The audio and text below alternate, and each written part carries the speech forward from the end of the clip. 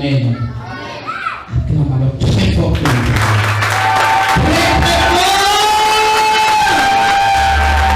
Non, tu n'as pas acclamé pour Jésus. Acclame pour Jésus.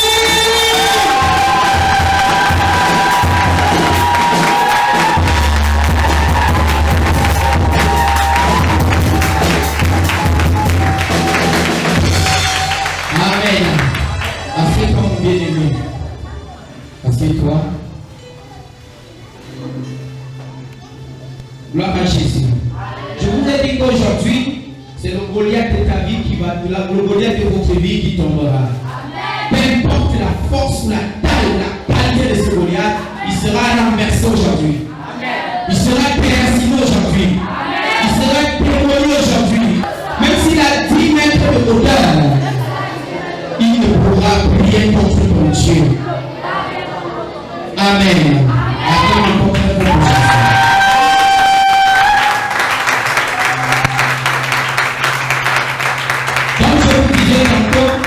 Lorsqu'on dit qu'on adore Jésus, je voudrais voir les personnes que lorsqu'on parle déjà d'adoration, tu vas voir la présence de Dieu inonde le peuple. C'est-à-dire, on ressent des frictions à la salle. C'est ça que j'aimerais voir. Je ne veux pas voir des personnes qui n'ont pas d'adoration juste qui sont comme ça. Je veux voir des vrais adorateurs. La Bible le dit dans le livre des Jean. Gloire à Jésus. L'heure a sonné où les vrais adorateurs doivent adorer le Père en esprit et en vérité. En esprit et en vérité. Et toi, tu adores ton au bout des lèvres. J'aimerais que la prochaine fois, quand on parlera de l'adoration, que ton âme se concentre en Jésus. Amen. Ok, nous allons voir le thème d'aujourd'hui. Amen. Goliath tombe. C'est un plan que tu donnes à Goliath aujourd'hui. Goliath tombe. Goliath tombe. Dis Goliath tombe. Goliath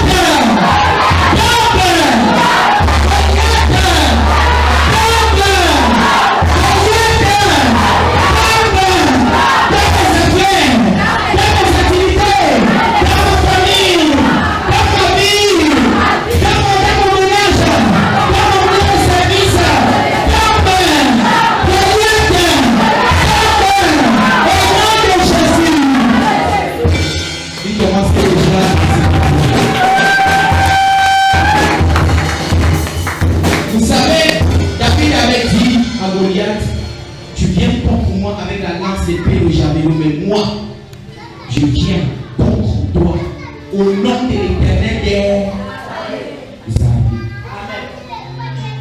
Donc, tu verras ce que l'Éternel va faire dans ta vie aujourd'hui, si tu es crois seulement. Alléluia. Lisons donc l'histoire. Vous savez, plusieurs personnes ont l'habitude de connaître lorsqu'on parle de Goliath. C'est seulement David qu'on prend l'exemple. Non. Non. Aujourd'hui, il y a un ennemi plus fort que Goliath. Amen. Il n'est pas que un seul, mais ils sont nombreux contre un moins de l'Éternel. Amen. Lisons rapidement dans le livre de Daniel. Daniel chapitre 6, verset 1er à 24. C'est un long chapitre, un long paragraphe. Dans le livre de Daniel chapitre 6, verset 1er à 24, je vais le lire. Darius trouva bon d'établir sur le royaume sans satrape qui devait être dans tout le royaume. Il mit à leur tête 3 chefs au nom desquels était Daniel, afin que ces satrapes leur rendent compte de ce que le roi ne souffre d'aucun dommage. Daniel surpassait les chefs et en lui un esprit supérieur, et le roi pensait à l'établir sur tout le royaume. Alors les chefs et les satrapes cherchaient une occasion d'accuser Daniel en ce qui concernait les affaires du royaume, mais ils ne purent trouver aucune occasion ni aucune chose à reprendre, parce qu'il était fidèle et qu'on n'apercevait chez lui ni faute ni rien de mauvais. Et ces hommes dirent, nous ne trouverons aucune occasion contre ce Daniel, à moins que nous n'en trouvions une dans la loi de son Dieu. Puis ces chefs et ses satrapes se rendirent tumultueusement auprès du roi et lui parlaient ainsi. Roi Darius, dis éternellement. Tous les chefs du royaume, les intendants, les satrapes, les conseillers et les gouverneurs sont d'avis qu'il soit publié un édit royal avec une défense sévère portant que quiconque dans l'espace de 30 jours adressera des prières à quelque dieu ou à quelque homme, excepté à toi, ô roi, sera jeté dans la fosse au lion. Maintenant, ô roi, confirme la défense et écris le décret, afin qu'il soit irrévocable selon la loi des Médès et des princesses qui est immuable. Là-dessus, le roi Darius écrivit le décret et la défense. Lorsque Daniel sut que le décret était écrit, il se retira dans sa maison où les fenêtres de la chambre supérieure étaient ouvertes dans la direction de Jérusalem, et 3 fois le jour il se mettait à genoux, il priait et louait son Dieu comme il le faisait auparavant. Alors ces hommes entraient tumultueusement et ils trouvèrent Daniel qui priait et invoquait son Dieu. Puis il se présentait devant le roi et lui dit au sujet de la défense royale: n'as-tu pas écrit une défense portant que quiconque dans l'espace de 30 jours adresserait des prières à quelque dieu ou à quelque homme, excepté à toi, ô roi, sera jeté dans la fosse au lion? Le roi répondit: la chose est certaine, selon la loi des Médès et des Persès, qui est immuable. Il prit de nouveau la parole et dit au roi Daniel: l'un des captifs de Juda n'a tenu aucun compte de toi, ô roi, ni de la défense que tu as écrite, et il fait sa prière 3 fois le jour. Le roi fut très affligé quand il entendit cela. Il prit à cœur de délivrer Daniel et jusqu'au coucher du soleil il s'efforça de le sauver. Mais ces hommes insistaient auprès du roi et lui dirent: sache, ô roi, que la loi des Médès et des Persès exige que toute la défense ou tout décret confirmé par le roi soit irrévocable. Alors le roi donna l'ordre qu'on amène Daniel et qu'on le jette dans la fosse au lion. Le roi prit la parole et dit à Daniel: puisse ton Dieu que tu sais avec persévérance te délivrer. On apporta une pierre et on a mis sur l'ouverture de la fosse. Le roi la scella de son anneau et de l'anneau de ses grands, afin que rien ne soit changé à l'écart de Daniel. Le roi se rendit ensuite dans son palais. Il passa la nuit à jeûne. Il ne fit point venir de concubine auprès de lui, et il ne put se livrer au sommeil. Le roi se leva au point du jour avec l'aurore, et il alla précipitamment à la fosse au lion. En s'approchant de la fosse, il appela Daniel d'une voix triste. Le roi prit la parole et dit à Daniel: Daniel, serviteur du Dieu vivant, ton Dieu que tu sers avec persévérance a-t-il pu te délivrer des lions? Et Daniel dit au roi: vis éternellement. Mon Dieu a envoyé son ange et fermé la gueule des lions qui ne m'ont fait aucun mal parce que j'ai été trouvé innocent devant lui et devant toi non plus, ô roi. Je n'ai rien fait de mauvais. Alors le roi fut très joyeux. Il ordonna qu'on fasse sortir Daniel de la fosse. Daniel fut retiré de la fosse et on ne trouva sur lui aucune blessure parce qu'il avait eu confiance en son Dieu. Le roi ordonna que ces hommes qui avaient accusé Daniel soient amenés et jetés dans la fosse aux lions, eux, leurs enfants et leurs femmes. Et avant qu'ils soient parvenus au fond de la fosse, les lions les saisirent et brisèrent tous leurs os. Amen. Avec Dieu, et rien n'a été fait sans cette parole. Amen. Rien n'a été fait sans cette parole. Et bien aimé dans le Seigneur, la parole dont nous lisons tout à l'heure, ce n'était pas une parole ordinaire. Ce n'était pas une parole des voisins ou une parole écrite par un homme, non. C'est l'inspiration du Saint-Esprit. En d'autres termes, ça a été écrit par le doigt de Dieu. Alléluia. Et qu'est-ce que nous voyons, que nous avons compris dans ces paragraphes? Voici ce que la parole de Dieu dit. Alléluia. Daniel était un serviteur de Dieu. Amen. Daniel était un serviteur de Dieu.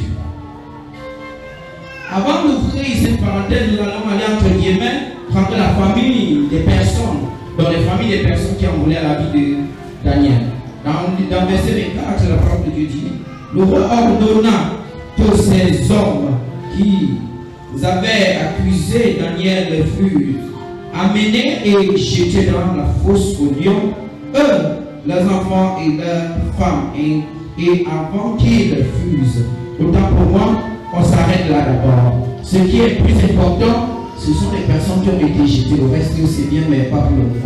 Mais bien aimé, les personnes qui en voulaient à la vie de Daniel, ils sont morts.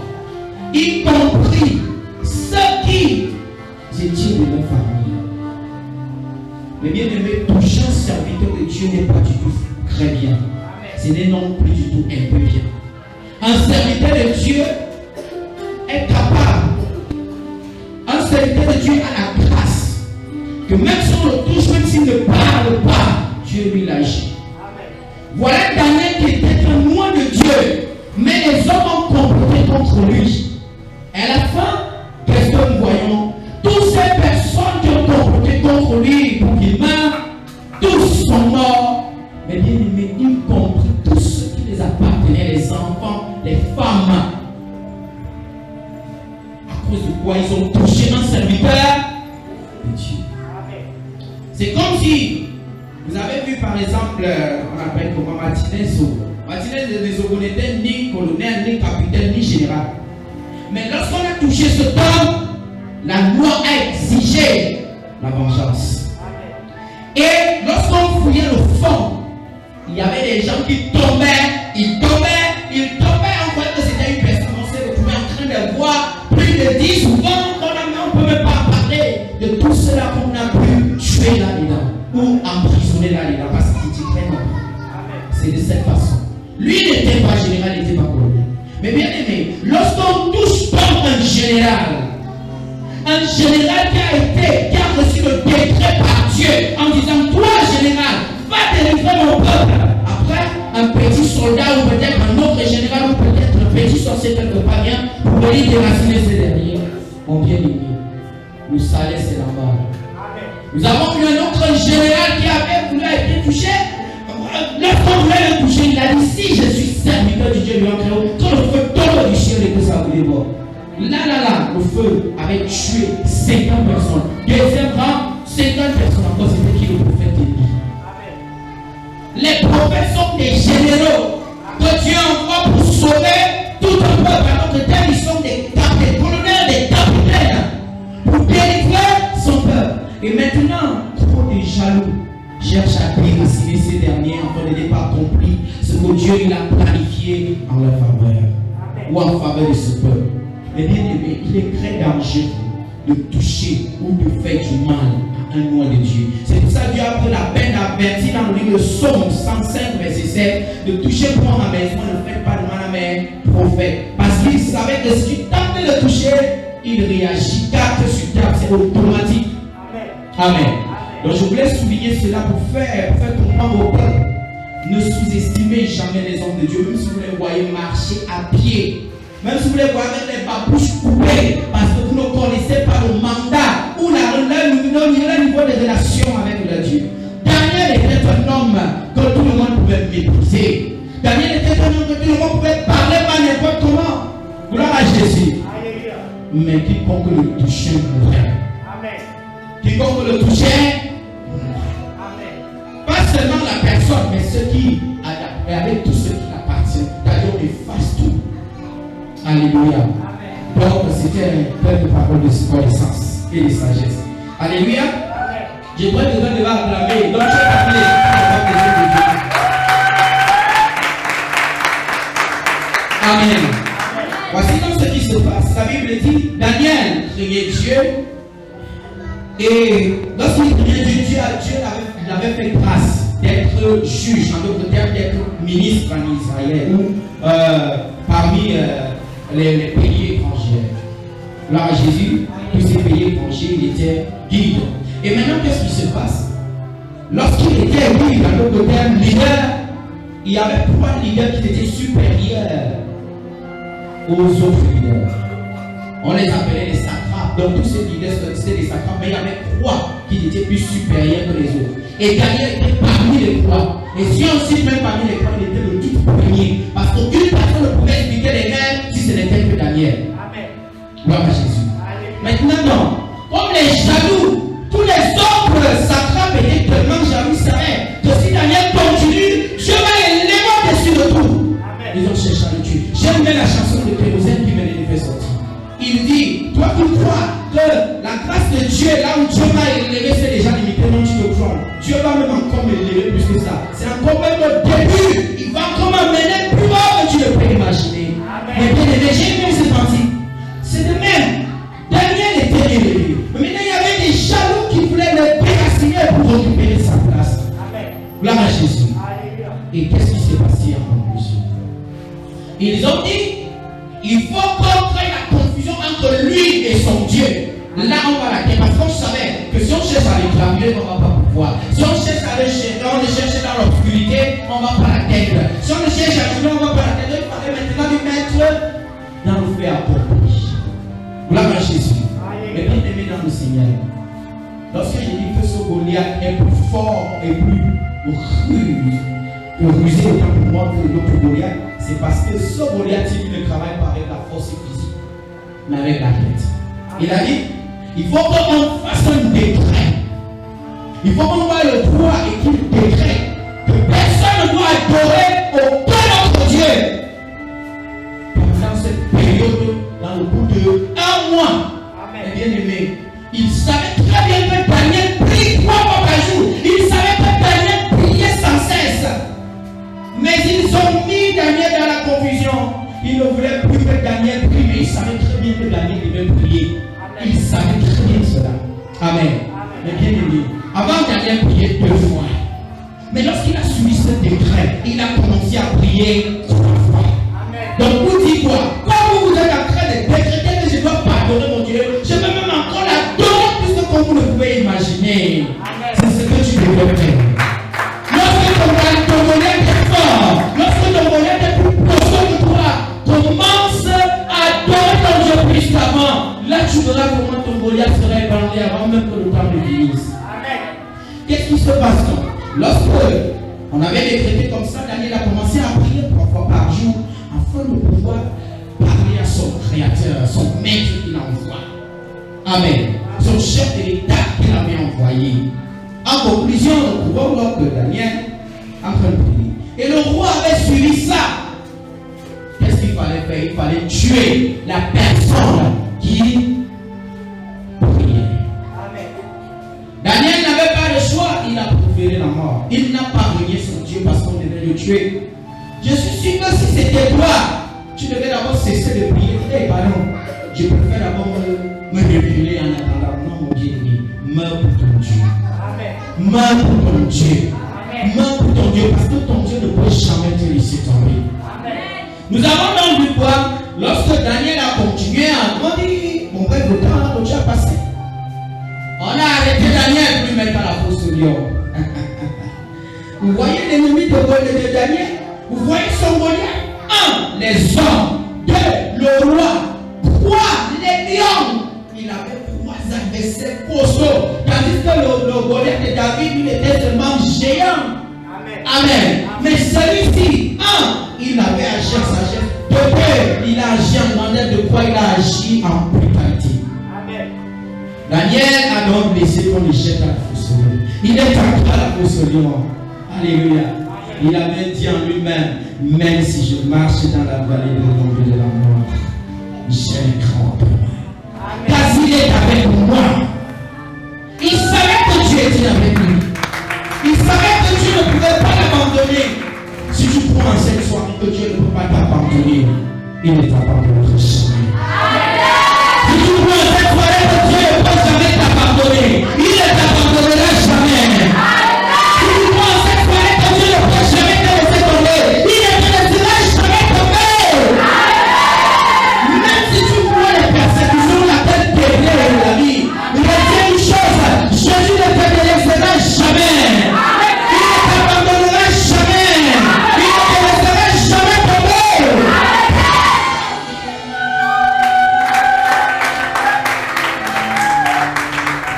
Mais bien aimé, le lendemain matin, le roi revient.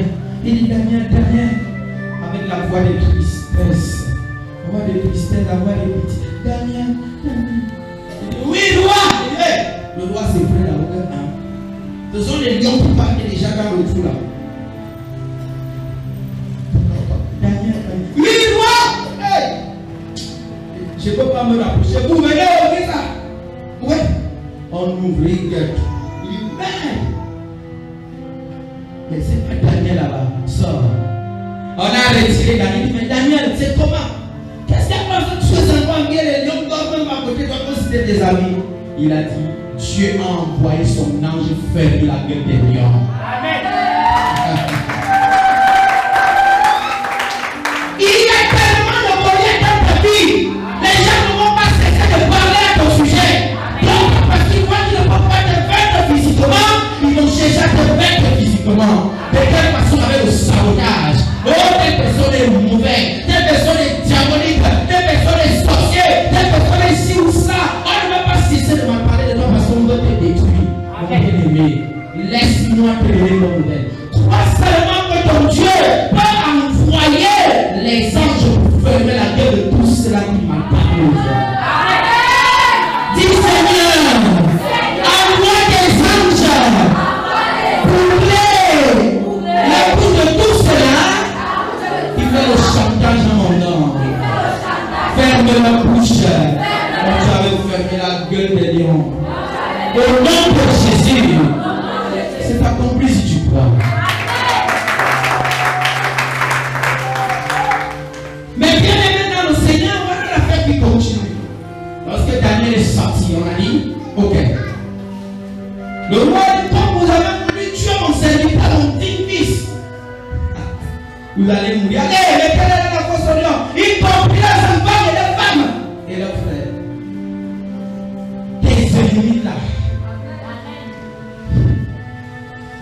Jésus a dit, à moi la vengeance et à moi la rétribution. Tu as tellement d'ennemis, tu ne peux les porter. Laisse-moi te donner pour une fin. Même s'ils sont des centaines de milliards et de milliards, dis-toi que ton Jésus va trancher la situation. Il va changer le cours des temps. Il va changer la nature. Il va changer le monde. Vous verrez que ceux qui étaient contre vous, ce sont les mêmes personnes qui vous supporteront. Et ils vont commencer à jeter les pierres sur ceux-là qui mal parleront de vous.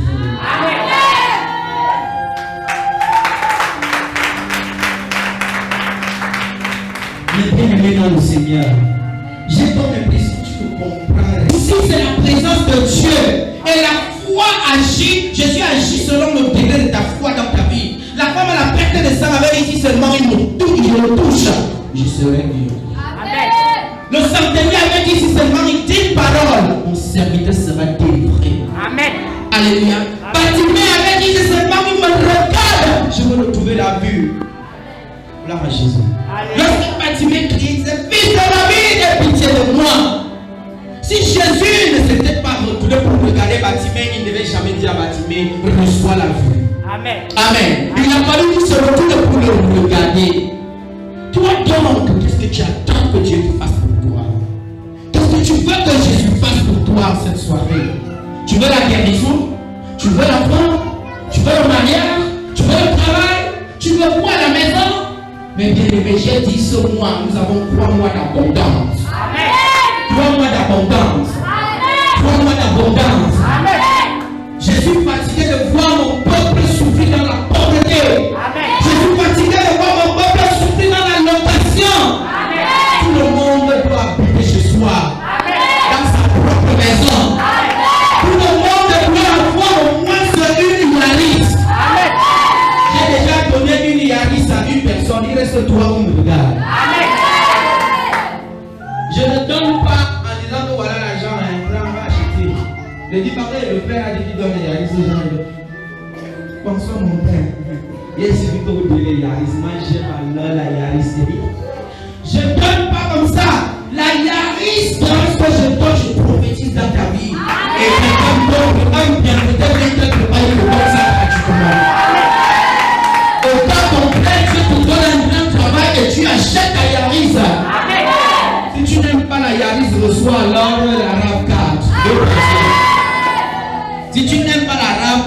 reçois la Prado de 100 millions. Reçois la Prado de 200 millions. Il y a des gens qui disent que la Prado c'est pour les gens qui sont déjà vieux. Ok, tu veux quoi? Tu veux quoi? Les jets privés? Amen. Tu veux les jets privés? Reçois le jet privé. Tout se passe dans ta foi. Si tu crois, tu auras ton jet privé. Il y a des gens qui disent que le jet privé est pas seulement à l'avion. Tu veux quoi à la limousine? Tu veux quoi? Parce que la décapotable, je ne te conseille pas. Les enfants de Dieu ne sont pas des voyous. Ils ont des voitures responsables. Tu veux quoi? Qu'est-ce que tu veux? Dis-moi. Tu veux la Mercedes, man? Tu veux quoi? Ok, si vous voulez les Mercedes, recevez tout genre de coupe. Recevez tout genre de coupe. Recevez tout genre de coupe.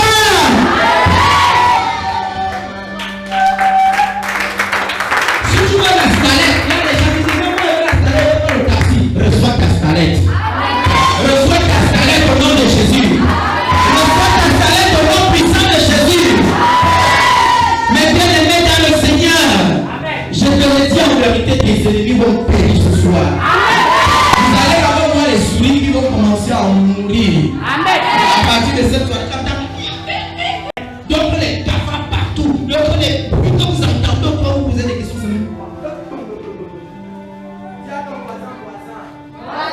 Je vais écouter la parole de Dieu.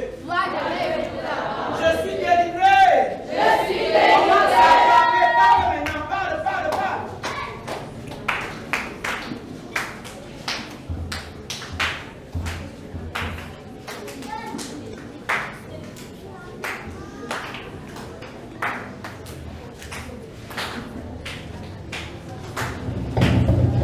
On parlait des souris, les piles s'arrêtent. Il dit que les souris là vont mourir. Dis Père, au nom de Jésus, toutes les souris qu'on envoie chez moi, les loups qu'on envoie dans mon plafond, les sorciers qu'on envoie à l'intérieur de ma maison.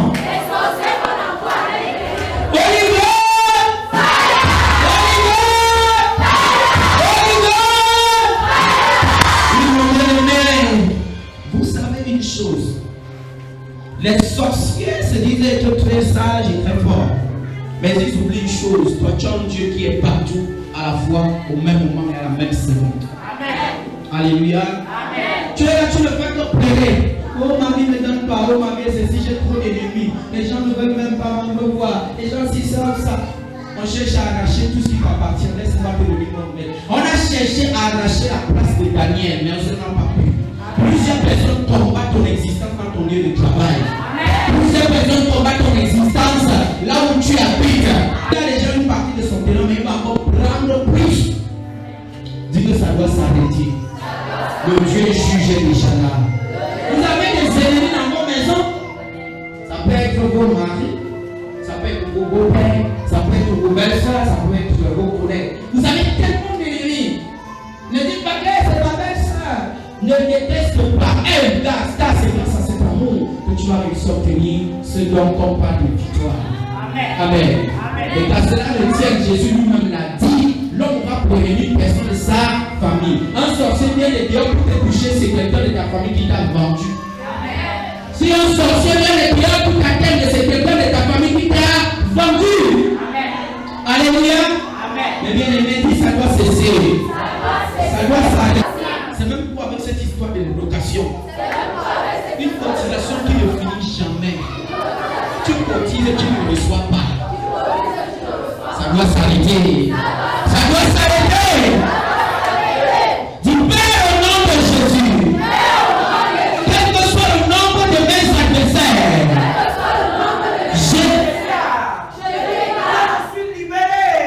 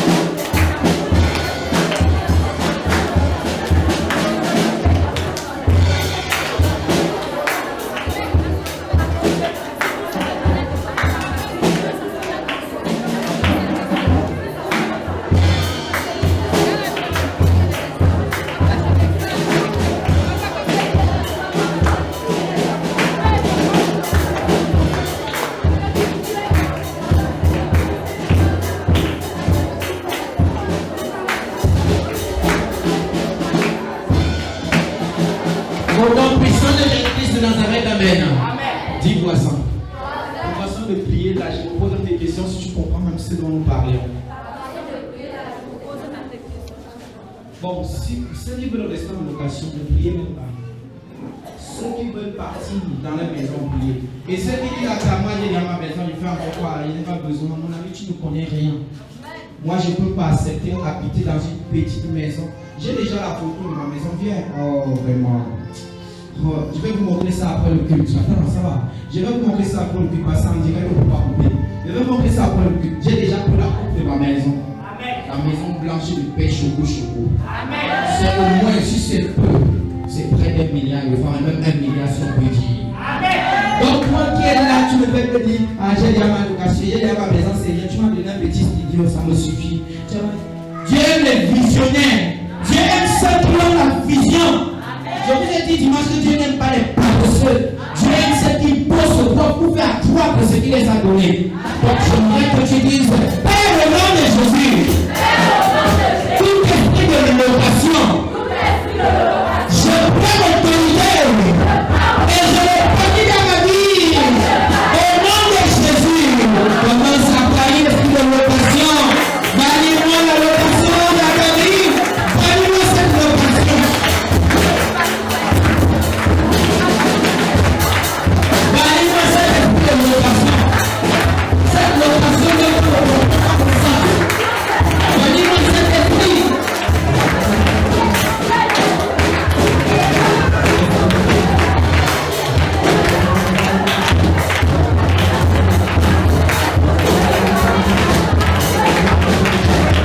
Au nom puissant de Nazareth, dis Père au nom de Jésus.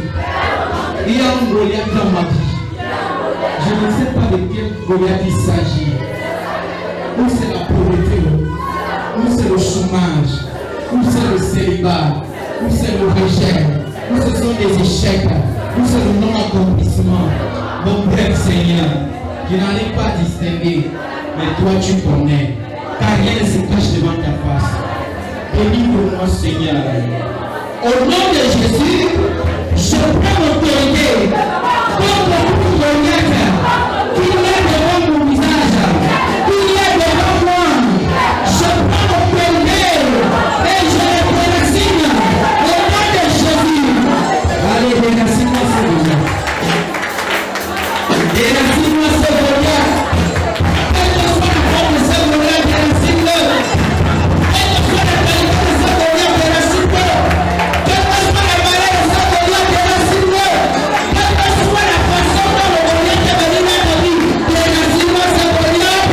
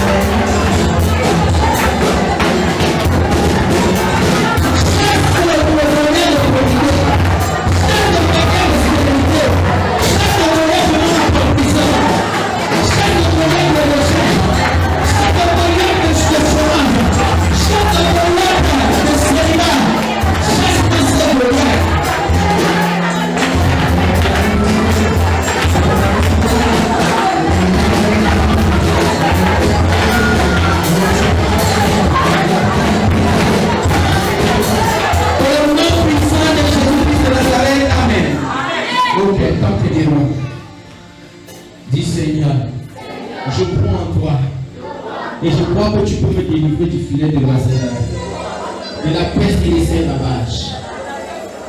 Mon bien-aimé, par le puissant nom de Jésus, je déclare au nom de Jésus, quelle que soit la qualité de ce Goliath dans ta vie, je me lève au nom de Jésus. Par le mandat qui m'a été donné par Jésus-Christ de Nazareth, il m'a dit, fils de l'homme, va délivrer mon peuple. Moïse va délivrer mon peuple. Abraham va sauver mon peuple. Je prends l'autorité contre toute force des ténèbres qui condamne vos vies, qui condamne vos activités, qui condamne vos vies, qui condamne vos activités. Je me lève au nom de Jésus contre le Goliath de la location. Vous qui avez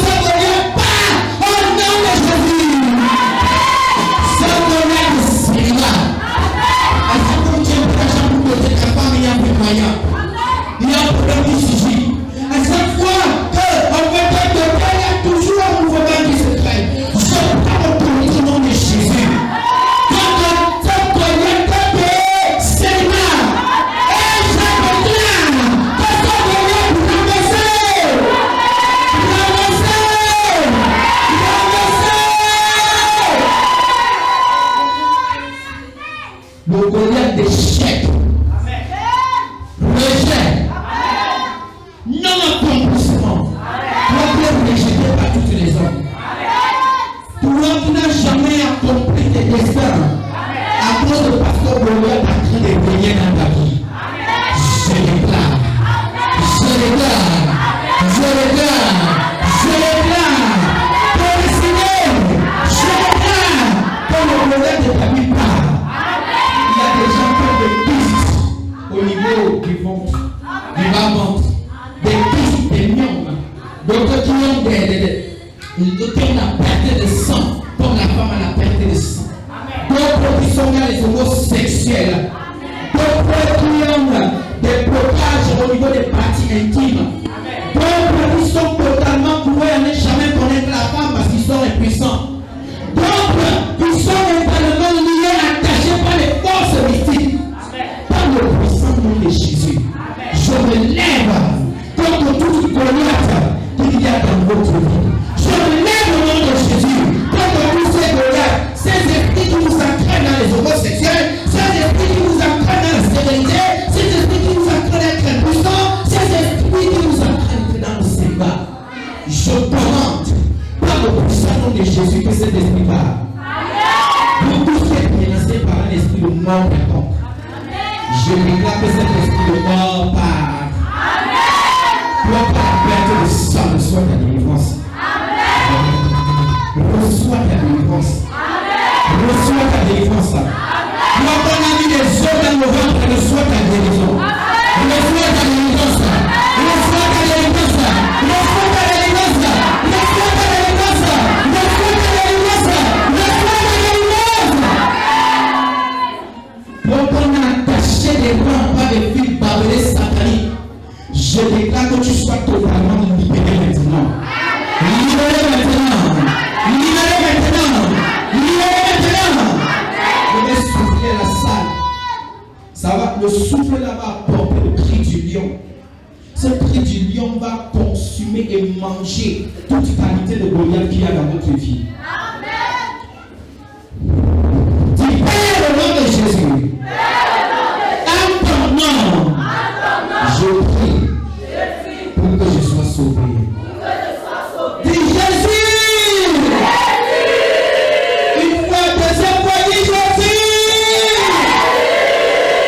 Je ne ressens pas, je ne ressens pas. Il reste une dernière fois, c'est la troisième fois. Tu vas crier et pendant que tu seras en train de crier, c'est ta délivrance. Dis Jésus!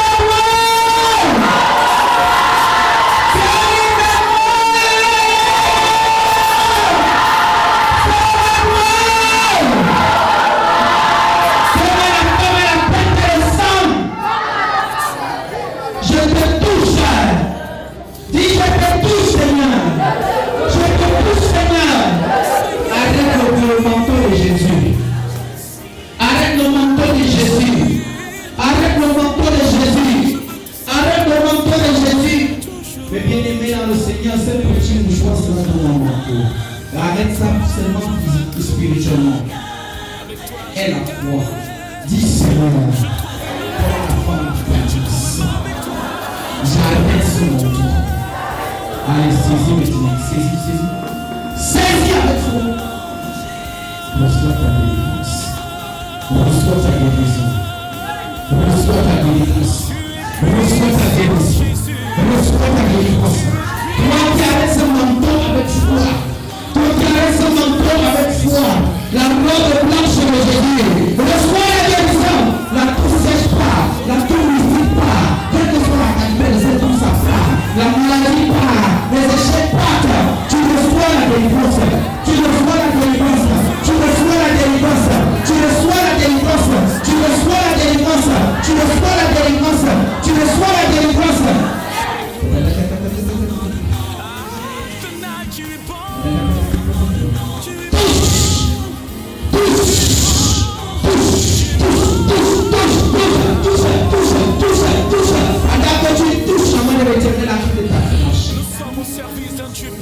La main de l'Éternel te touche.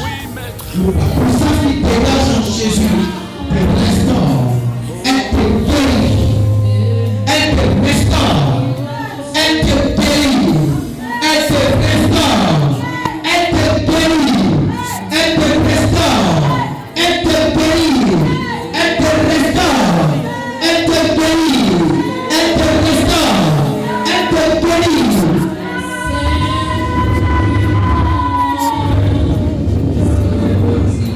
La puissance qui dégage en Jésus te restaure. Elle te guérit. Elle te restaure. Elle te guérit.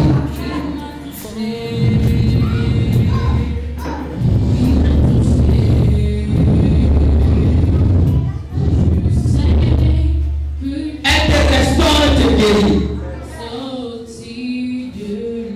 Seigneur, délivre cette femme. Délivre-la, Seigneur. Délivre-la afin qu'elle témoigne ta splendeur. Afin qu'elle témoigne ta splendeur et ta grandeur. Afin qu'elle témoigne que tu es Dieu. Oh Seigneur, elle a crié à toi. Délivre-la du filet de l'enfer.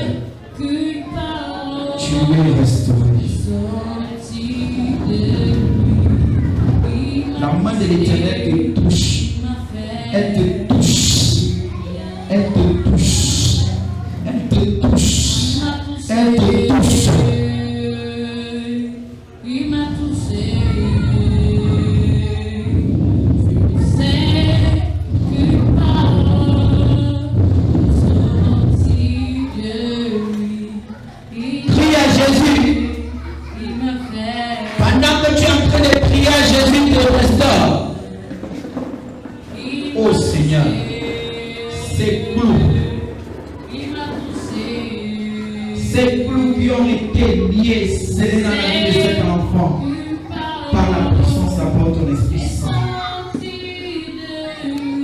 Je déclare que ces clous sont totalement détruits. Je les fais sauter sur les plans des cieux. Ta parole dit, tu as vaincu là que nous sommes condamnés en restant comme ça. Au nom de Jésus, je déclare que tu ne mourras pas. Au contraire, je prophétise ta vie dans tes os. Il m'a touché, il m'a fait. Cet enfant a prié à Jésus. Et comme il a prié à Jésus, tout ce l'ennemi impacté dans sa vie doit être déraciné. Par la puissance de l'Esprit Saint, Seigneur, je déclare en ton nom. Toute condamnation, tout décret déraciné.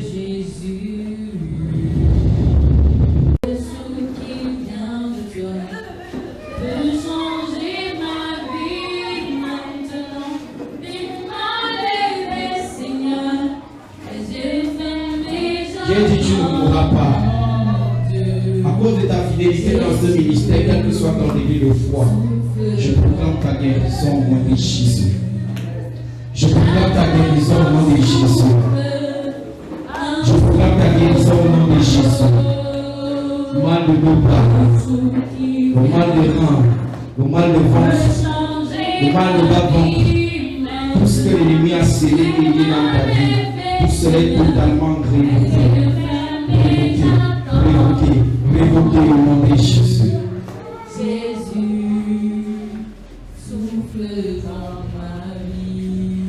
Tout ce que l'ennemi a impacté dans ta vie, je déclare au nom de Jésus-Christ que cela est déraciné. Déraciné. Déraciné. Déraciné. Déraciné. Au nom de Jésus.